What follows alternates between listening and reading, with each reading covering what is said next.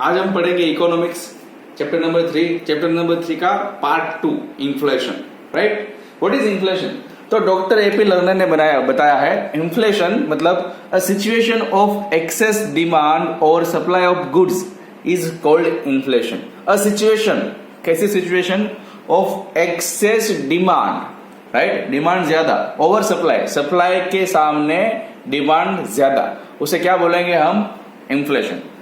दोबारा बोलता हूं, अ situation of excess demand over supply of goods is called inflation. Right, उसके बाद है कॉजेस ऑफ इन्फ्लेशन। इन्फ्लेशन क्यों होता है? राइट, उसके कुछ मेन 3 रीजन बताया है। उसमें से रीजन नंबर 1, उसका reason number 1, increase in demand. जब भी कभी भी किसी भी चीज की डिमांड बढ़ जाती है, राइट, तो उसकी प्राइस बढ़ जाती है, राइट, और उसे बोलते हैं हम इन्फ्लेशन। इसके वापिस से 3 पॉइंट है इंक्रीज इन डिमांड के। उसमें पॉइंट नंबर 1, राइट, उसमें है point number 1, increase in monetary supply. Monetary यानी मनी। तो आप सबको पता है कि आरबीआई पैसे छापती है, राइट, आरबीआई करेंसी प्रिंट करती है। अगर करेंसी प्रिंट होगी तो क्या होगा? आरबीआई के पास से सब बैंक लोन लेगी। सब बैंक को अगर आरबीआई ज्यादा लोन देगी प्राइवेट बैंक को, तो प्राइवेट बैंक अपने कस्टमर्स को ज्यादा लोन देगी और इस तरह से मार्केट में ज्यादा पैसे आएंगे। ज्यादा पैसे आएंगे तो सर्कुलेशन ज्यादा होगा, और मनी का सर्कुलेशन क्या बोलता है कि उसकी वजह से इन्फ्लेशन होगा। राइट, किसी ने बोला है if so less money so you know, अगर बहुत कम पैसे, बहुत ज्यादा पैसे अगर थोड़े कम गुड्स को पकड़ने के लिए जाते हैं, तो उसकी वजह से क्या होता है? इन्फ्लेशन होता है। बहुत कम गुड्स, उसके सामने बहुत ज्यादा पैसे, right, too less good too much money, तो उसकी वजह से क्या होगा? इन्फ्लेशन होगा। नंबर 2, राइट, मेन पॉइंट का number 2, increase in public expenditure. Public expenditure क्या है? गवर्नमेंट ब्रिज बनाती है, रोड्स बनाती है, मैंने आपको समझाया था, राइट, लोगों को इलेक्ट्रिसिटी देती है। इन सब चीजों में अगर गवर्नमेंट ज्यादा खर्चा करेगी तो उसकी वजह से लोगों के पास ज्यादा पैसे जाएंगे। जैसे कि सीमेंट वालों के पास जाएंगे, कॉन्ट्रैक्टर के पास जाएंगे, मजदूर के पास जाएंगे, स्टील मैन्युफैक्चरिंग वालों के पास से जाएगी। इन सब के पास अगर गवर्नमेंट ज्यादा खर्चा करेगी, पब्लिक एक्सपेंडिचर मतलब गवर्नमेंट जो खर्चा करती है, वो गवर्नमेंट ज्यादा वो खर्चा करेगी तो लोगों के पास ज्यादा पैसे जाएंगे, और ज्यादा पैसे जाएंगे तो वापस से मनी का सर्कुलेशन बढ़ेगा और इन्फ्लेशन होगा। इसमें नंबर 3, आप सबका फेवरेट, इंडिया में भी most popular, over population. Right, over population भी एक इन्फ्लेशन बढ़ने का रीजन है। हमारे इंडिया में पर ईयर अप्रोक्सीमेटली 2% से भी ज्यादा इन्फ्लेशन बढ़ता, राइट, और इसी रेट से अगर आगे बढ़ते रहे तो चाइना को हम एक दिन टेक ओवर कर लेंगे, ऐसा ओवरटेक कर लेंगे, राइट, ऐसा कोई महान लोग बोलते हैं। बट अभी हम सोचते हैं अगर ज्यादा पॉपुलेशन होगा तो ज्यादा लोग डिमांड करेंगे, तो चीजें कम बढ़ जाएगी, सप्लाई कम होगी और अगेन प्राइस बढ़ेगी, और प्राइस बढ़ना उसे बोलते हैं inflation. Right, point number 2,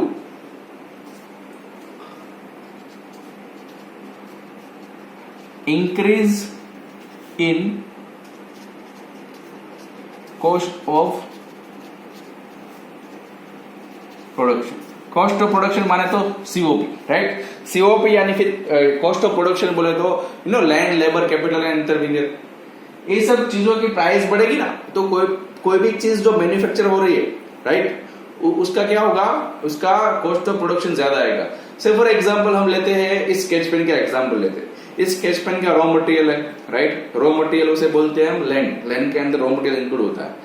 raw material की प्राइस बढ़ेगी। इसको बनाने के लिए जो इलेक्ट्रिसिटी है पर यूनिट, पहले 5 रुपए की थी, पर यूनिट 10 रुपए की हो गई इलेक्ट्रिसिटी बढ़ी, राइट। लेबर का रेट बढ़ गया, जमीन जो रेंट पे ली थी उसका रेंट बढ़ गया, तो ये सब चीजें कॉस्ट प्रोडक्शन में आती है। इन सब चीजों का कॉस्ट बढ़ेगा तो ये स्केच पेन बनने का खर्चा ज्यादा होगा, ये स्केच पेन बनने का खर्चा ज्यादा होगा तो मार्केट में इसका रेट बढ़ेगा और इसको भी हम इन्फ्लेशन बोलते हैं, राइट। तो increase in cost of production second point, right, ये भी इन्फ्लेशन के लिए रिस्पॉन्सिबल है। नंबर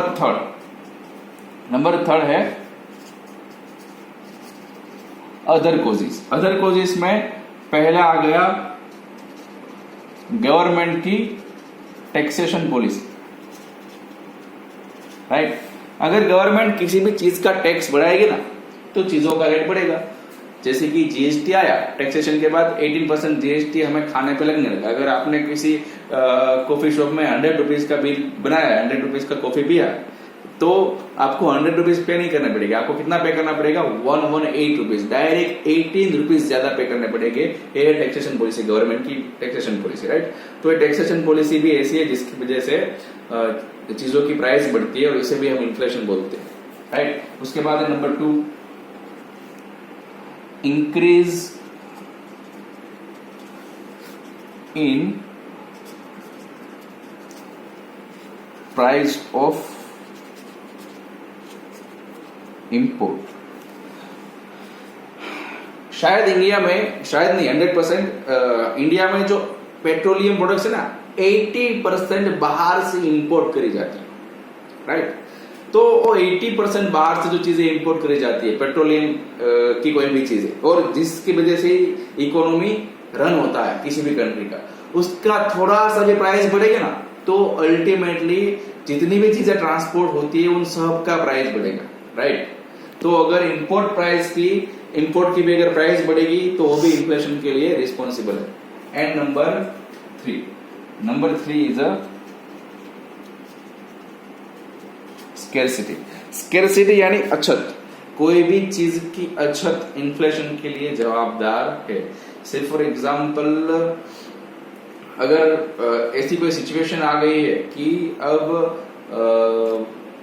आईफोन, राइट, आईफोन बहुत कम मिलने वाला है, मतलब अभी जितने पीस है उतने ही बिकेंगे, तो उसके बाद आईफोन कंपनी इंडिया में आईफोन बनाना बंद कर देगी या इंडिया में सेल करना बंद कर देगी, राइट। तो आईफोन की स्कैरसिटी हो गई, तो लोग उसे खरीदने के लिए क्या करेंगे,